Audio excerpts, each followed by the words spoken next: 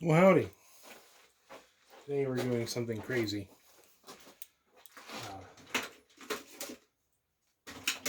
It's gonna show you all how I dial in a vise. Biggest thing is make sure it's clean. Bottom side, table. You want to use washers under your bolts because that keeps things from moving. It might even be enough. So I prefer the Indecal. Works pretty good. There are aftermarket versions out there, but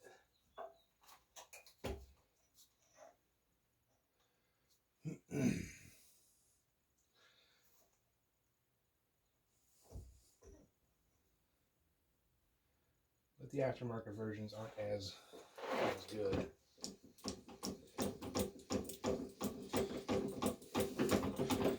I have a power feed on this mill, but it's kind of a pain to use. So, biggest thing, we tighten this side, right? So now we snug up this side, and we loosen this side. We grab a dead blow hammer, trip and die on the hose, and just tap it, tap, tap. And now we tap it back to 0.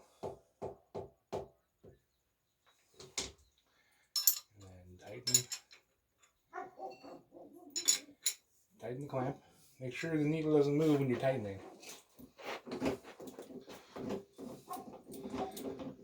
So there are different ideas on what's right and wrong.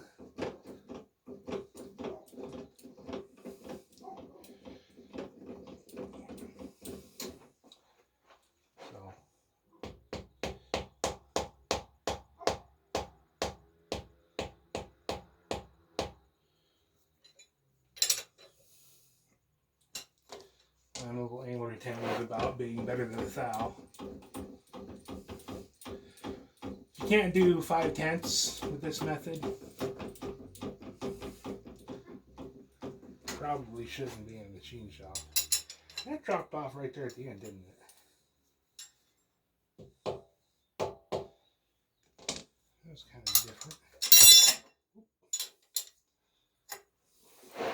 You guys probably can't see the needle.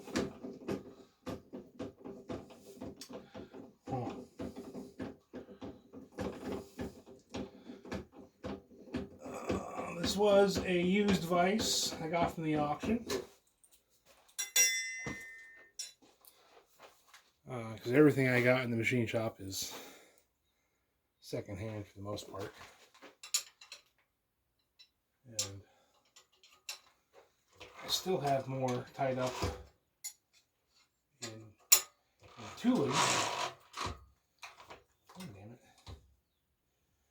Than I got in the machines. So, anyhow, then I will normally, if I was doing production work, I would torque those down to 80 foot-pounds. Why do you torque them down, they say? Well, because I am a freaking gorilla. If I don't use a torque wrench, I break stuff. So I do the 2-finger thing. It's fine. If that moves on a manual machine, you broke something else. Anyhow, so what was that, 4 minutes, including the bullshitting? No, I probably got another 5 minutes in getting it cleaned up and ready. But once the vise is on the table, if it takes you more than 2 minutes to actually dial it in real life, you got problems. Like I said, tighten the side you're 0 on, jog it to the other side, move that side to 0, tighten that side down, move it back to the other side, and if it ain't 0, loosen that side and tab it back to 0. Do that until you get her straight all the way across. There are, like I said, hundreds of ways to do this. Many of them are wrong. Some of them work. Each their own. But this is how I was taught. Well, it's not even how I was taught to do it.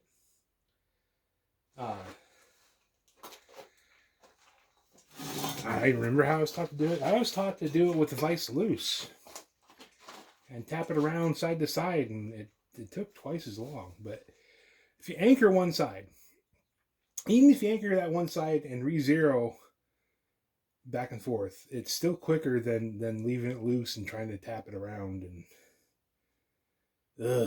But above all, run it back across. Even if you think it's 0, run it back across. Just double check it. Takes you 10 seconds.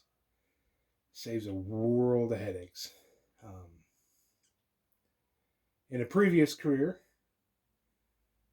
I was the guy who had to fix setups. And a lot of times it'd be known fixtures and known setups that I did the tooling for, and somebody else come along and set them up, and couldn't get it right. First thing you do is dial in the vise.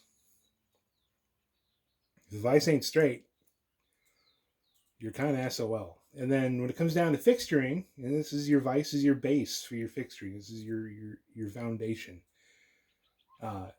You have, rule of thumb, 1/3 the tolerance on your fixturing as your tightest tolerance of your part. So if you have, let's say, 5 thou tolerance location wise on a group of holes, that gives you 1 7/10, the farthest you can be out on your fixturing. And that doesn't, if your vise is out 1 thou already, you've just blown that. Now you've lost 1 thou in your tolerance of your part. Really, you've lost 2 thou. So now you're down to plus minus 3 thou. You lose 1 thou on your edge finder. You lose 1 thou on your indicator. You lose 1 thou on your measuring tools. It stacks up real fast in a hurry. So start square, start straight. Do as best you can to get your tooling right. And the rest is easy. Anyhow, that's it. I'm back. I got the phone fixed. $10 battery.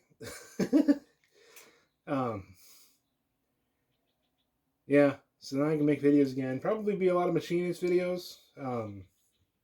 It's something I used to be pretty good at. I mean, I'm not one to brag, but I was a fair, decent timber faller, but my knees are shot, so I've got to do something with my spare time, right? Yeah. There's a bunch of weird, crazy tools in the machine shop. A bunch of weird, crazy methods. I've seen a whole bunch of them. Seen a bunch of guys on the YouTube doing videos too, but I'll just do things that I know work. And trying to get too deep in the waters of, who's and why's and what's it's. But you won't see any CNC stuff here, at least not for the foreseeable future. Partly I just don't have the infrastructure for it. I mean, I barely got enough power to run the lathe here, and it's still, like, the wires aren't getting hot or nothing, and I don't generally chip a breaker, but it's the near thing. The compressor kicks on while the lathes are on, and I chip a breaker. Yeah, so running a CNC takes like 30 amps of dedicated 3-phase power, and I just don't have it here. Nor do I want it. I did that for 25 years, and it sucked for all 25 years of it. So, no, there's a couple of highlights, but I like making stuff. I don't particularly care to work in factories. Anyhow, actually, ironically, this Bridgeport came from a shop I used to work at. Technically the last shop I worked at, because that's how I paid for it.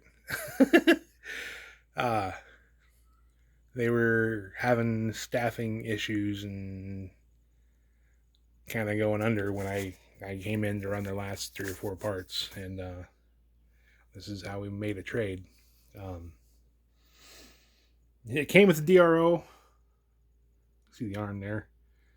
DRO got broke in shipping, or when it sat outside for a year and a half. Who knows?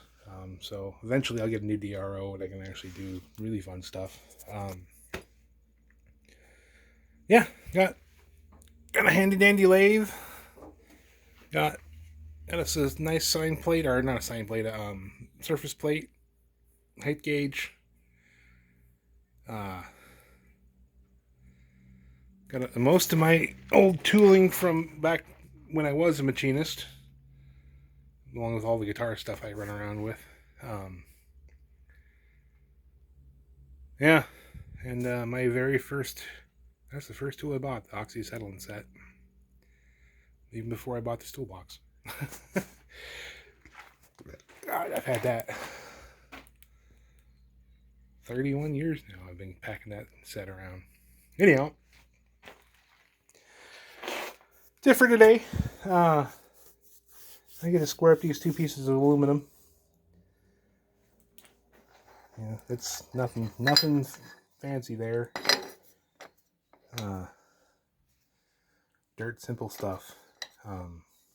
Ooh, I can. Maybe, probably not. I might have fucked that up. Anyhow, we'll talk to you later.